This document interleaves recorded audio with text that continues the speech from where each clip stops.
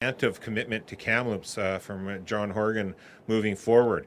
Unfortunately, when John Horgan was asked directly about the Parkcrest School reconstruction, he reaffirmed actually what Minister Fleming had said as well recently, which was that the school district for a burnt down school that over 13 months ago now burned to the ground, as we see behind me, to be replaced would need to be reworked into the school district's capital plan, would need to go through Treasury Board for approval. Treasury Board approval, which is now on hold till probably at least January for any projects because of this unnecessary election, and that it would then be considered against all the other capital requirements for not just this school district, but schools across the province. That is simply unacceptable. It is simply not right. And frankly, it totally contradicts what the government was saying immediately in the aftermath of the Parkcrest school fire. At the time, Minister Fleming made it very clear that this school replacement was in a self-insurance funding stream that school districts have access to. Now we are hearing from this NDP government that they would make it go through the regular capital process, further delaying and making it compete with other capital commitments around the province. That is wrong and needs to be corrected. Todd Stone and myself are very clear that this needs to remain what it is, an insurance claim, an insurance replacement, and it needs to be truly fast-tracked. At the beginning of this campaign, the NDP candidate for Kamloops North Thompson indicated that it was being fast-tracked. 3 weeks later, her leader John Horgan was in town saying he didn't even know about the project, let alone that it was being fast-tracked. That's not acceptable. We need to do better for the residents of this neighborhood, for the kids of this neighborhood that deserve to have an elementary school rebuilt as fast as possible. So we are committed 100% to truly fast-tracking Parkcrest Elementary, to truly making sure it is funded through an insurance claim process, to make sure that it is rebuilt and not rebuilt at the detriment of other capital projects coming forward for the school district in Kamloops and the Thompson Valleys. So that is one of our commitments today on the education front that I want to make abundantly clear and hammer home, because frankly the NDP has been lacking on this file. We have heard nothing on this through the election campaign from either NDP candidate, and it is appalling to think this far into an election campaign, especially after Mr. Horgan was in town, that there was still no commitment to this project actually proceeding in a fast fashion. So that's the first part of our commitment today, and I will turn the podium over to Todd to finish up another part of the announcement, and then I will come back in and close things out. Thank you, Pete, and good morning, everyone. Appreciate all of you being here. It is a pleasure to be on the site of the former Parkcrest Elementary School here in North Kamloops, and we should be standing in front of an active construction zone. There should be activity taking place behind us. Certainly, if a government was focused on ensuring that our kids here on the North Shore are in the most appropriate learning space possible, with all the elbow space that they need and a safe environment for them and their teachers, the government would have lived up to its word, and they would have fast-tracked this project, which should be completely handled and managed through an insurance claim process. That's what the people of this community were told when this school first burned down about a year ago. So in the context of John Horgan not being able to commit to accelerating the construction of this school through an insurance process, not sure how the people of Kamloops and region can trust John Horgan with much of anything else, let alone a commitment to a cancer center, which he made one day after we made a commitment to enhance cancer services in Kamloops. We'll see if there's suddenly an NDP announcement tomorrow for additional school capital in Kamloops. With respect to the other part of what we wanted to announce today, Pete Milobar and I are very proud that we advocated strongly to our leader, Andrew Wilkinson, to ensure that there was inclusion in our platform, in the BC Liberal platform, for additional school capital to get on with building additional needed schools here in School District 73. These are not high-level commitments. This isn't, we're going to invest more money across the province. So trust us, Kamloops will find its way in the mix. We have secured a commitment from our leader, and it's in our platform as part of the $8 billion infrastructure commitment that was announced by our leader a few weeks ago, that $85 million of new capital will be committed to constructing needed schools here in Kamloops.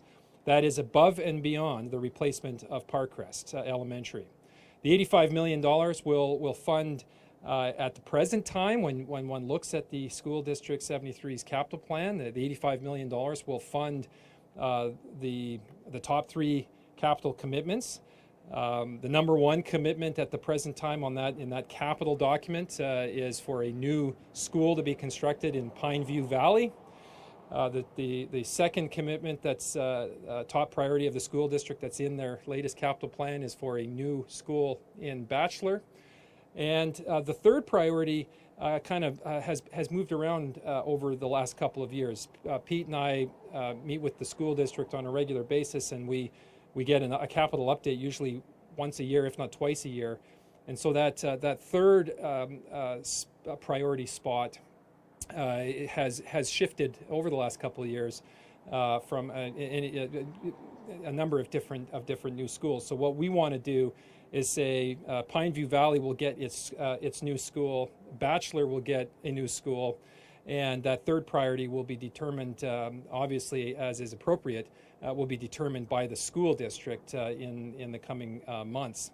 The last thing I want to say is there's a lot of talk about all of the school portables, particularly in the Lower Mainland, particularly in Surrey.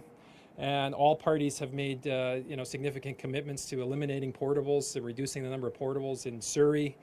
Well, it's often pointed out to Pete and me that here in Kamloops, here in the School District 73, we actually, on a per capita basis, have almost as many kids now in portables. We are seeing additional portables popping up at elementary and secondary schools all across the district. We think it's time for the government to make a strong commitment to adding that additional school capital in with these new elementary schools, a new school in Pineview Valley, a new school in Bachelor, and a third new school where the school district deems appropriate, will alleviate most of the pressure across the elementary school system in Kamloops for many, many years.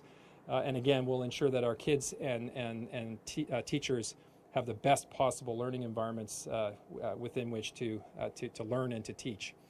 So with that, I'll just turn it back over to Pete for some final closing remarks. Thank you, Todd. And so just to recap and to reiterate, this commitment today is to fast-track Parkcrest, legitimately fast-track Parkcrest. It's on our priorities. It should be a priority. It's an insurance priority. We're also committed to, within our $8 billion capital plan, ensuring that there's $85 million of new capital spending on top of the Parkcrest replacement for the capital priorities of the school district to make sure that the kids and the students and the teachers within the Kamloops School District have the highest and best access to appropriate schools as possible in this province. As Todd said, it has been already injected into our platform. Our leader, Andrew Wilkinson, made sure to connect with ourselves and other candidates around this province to make sure that our platform actually reflected local priorities and local needs within our $8 billion and within other projects like the Foundry, like Car 40. All of these projects that Todd and myself have talked about in this campaign are actually in our BC Liberal platform. They are not just some theoretical piece of if a program gets approved, we are then fighting with the rest of the province for these types of projects. Our commitments are firm to Kamloops. Our commitments have been signed off by our leader, Andrew Wilkinson, and our commitments will be delivered to Kamloops and the Thompson Valleys. And again, I find it astounding, frankly, that there has been no discussion, especially from the NDP candidates in this riding throughout this whole campaign, of any commitments of any kind for Kamloops and the Thompson Valleys. There was no commitments made on the 60 press releases that were issued on the 3 days leading up to this non-needed election. Those were from every ministry you can think of. Kamloops was not mentioned. There was no commitments to Kamloops in that. And the best the NDP have asked us to do is trust the Premier's commitment on a project that he had no knowledge of with the cancer care until Todd, Stone, and myself made that commitment public. And now he's been scrambling around trying to at least match that healthcare commitment while we're standing at the site of a burned out school that's been sitting like this for 13 and a half months now with no commitment from the province whatsoever. So thank you very much, and we look forward to any questions you may have. Just curious on the, I'm sure this is outlined and I just missed it somewhere in that $8 billion plan, but the timeline for that $85 billion, is that 3 years?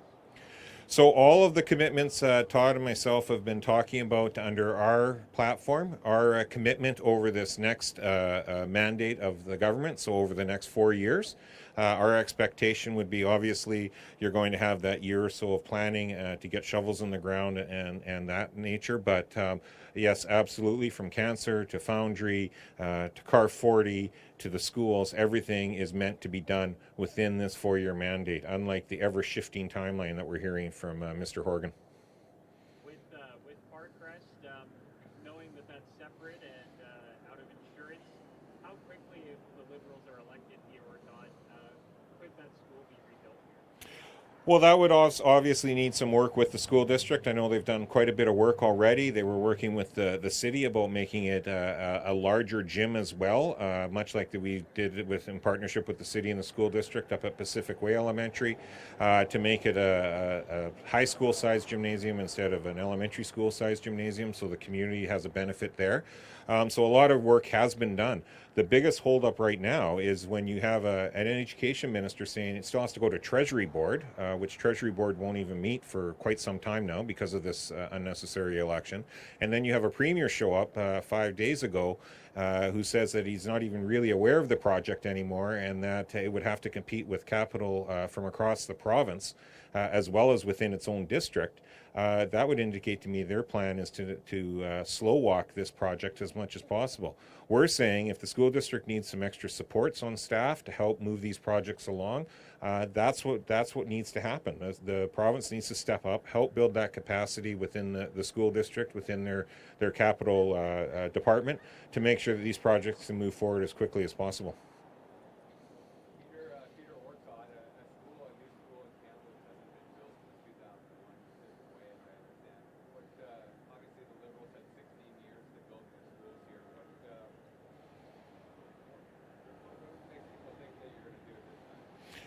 Well, I'll let Todd touch on this as well, but I think it's very clear. It's quite simple. There was a shrinking enrollment in Kamloops for years, and in about the last 5 years or so, our enrollment has really started to skyrocket. We've seen dormant schools have to come back online. All that capacity is fully taken up. The time to start building schools was a few years ago. It's certainly now. In the meantime, while our school enrollment was decreasing, there was a lot of work being done, and that's why you've seen the $1 billion worth of investments over the previous 4 years when we were in government around healthcare, with $500 million up to Royal Inland Hospital, several hundred millions of dollars to Thompson Rivers University, other priority areas. There's always competition for capital dollars in government. While we knew that at the time that getting school capital for shrinking enrollments was going to be very tough, there was other capital being brought into this city and other government projects being delivered. Now is the time to get on with building schools, and that's what we're committed to do, and I'm sure Todd would probably like to add a bit more to that. Yeah, I would just add that, as Pete said, enrollment actually declined by about 18% over a 10-year period leading up to 2016, where enrollment then sort of leveled off and stopped declining, and then it's been increasing year after year since 2016. That coupled with some other items have resulted in classrooms being more crowded than ever before. Certainly, the COVID pandemic has added another layer of challenge onto the mix in terms of the space in our classrooms. So the need is there now, and what we're saying in amplifying what we're hearing from the city, from the school district, from folks with Venture Kamloops and others, the city is continuing to grow. If we don't get on the planning now for bringing these new schools online over the next 4 years, we are going to have very significant challenges far beyond what we're experiencing today, and the stopgap measure will continue to be portables, more portables for our kids, not less, which is what all parents and all of us want to see. So Pete's right. The capital priorities, the investment priorities of the people of Kamloops and the Thompson Valleys over our time in office previously reflected $500 million in healthcare investments at the hospital, $300 million in transportation investments on the Trans-Canada Highway and passing lanes on Highway 5. They reflected hundreds of millions of dollars at Thompson Rivers University with all of the construction that's taken place up there, investments in an expanded airport. I think even the CNG bus program, which was 44 clean burning transit buses that were brought to Kamloops, as well as a new fueling facility and a new BC Transit facility. On and on and on the investments go.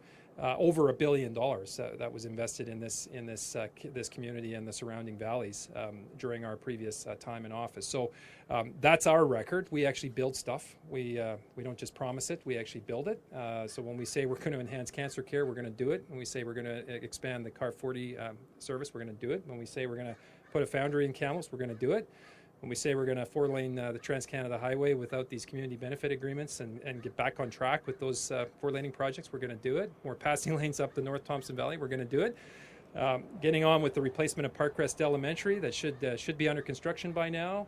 Not sure what the holdup is, John Horgan. We're going to get on this and make sure that this school gets built for the families in this neighborhood, and we're going to deliver school capital so that the school district can build the needed elementary schools on both the South Shore and the North Shore over the coming 4 years. Switching gears a little bit, the federal NDP leader, I don't know if Todd and or Peter want to answer this, but the federal NDP leader, Jagmeet Singh, has been taking some flack for coming, standing with John Horgan and supporting Horgan in the provincial election, and now, giving flack to Justin Trudeau if he calls a federal election. Obviously, it's a little bit different, but having seen that, what are your thoughts as members of the BC Liberals if Trudeau and the federal Liberals do call an election? Well, we've been saying all along that the number one thing we're hearing out there in the community through this election from everybody is, why are we having an election right now? Parents are worried about the safety of their kids in schools. Small businesses are going out of business every single day. They're struggling to figure out how they're going to make it through the winter months. We've got hundreds of thousands of people still unemployed, people that had jobs last March that don't have jobs today. We've got a tourism and hospitality sector that has been absolutely decimated. Forestry is on its knees. And John Horgan decides that this is a good time to exploit the opportunity that he feels is there to convert his government from one that's being held accountable right now to one that would have unchecked power through a majority government arrangement. The comments of Jagmeet Singh, the federal NDP leader, were exactly the right comments as he was calling into question whether or not the Prime Minister would call an election and whether calling an election during a pandemic made sense. It's just too bad that Jagmeet Singh obviously isn't putting his own words into practice. He had just finished campaigning with John Horgan and the NDP provincially on Vancouver Island just before he made these comments, criticizing the potential for a federal election in a pandemic. If having a federal election during a pandemic is bad for Canadians, why is having a provincial election any better? So I think there's a tremendous amount of hypocrisy there on the part of Jagmeet Singh, certainly on the part of John Horgan, who to this day still cannot look British Columbians in the eyes and give them a straight answer as to why he needed to call an election. If it's not to convert this opportunity into a majority government and to seize more power, then what is the reason? He hasn't been able to give us a straight reason. That being said, we're days away from Election Day. We are here in the campaign, and Pete and I certainly locally can't control the provincial narrative, or certainly the decisions of John Horgan. What we can control, and what we've demonstrated over the time that we've represented our communities, is that we're going to continue to fight as hard as we possibly can to ensure that the interests of the people of Kamloops North Thompson and Kamloops South Thompson are represented as strongly as they possibly can be in the legislature in Victoria. That is what this election is all about here at a local level. Okay, thanks guys.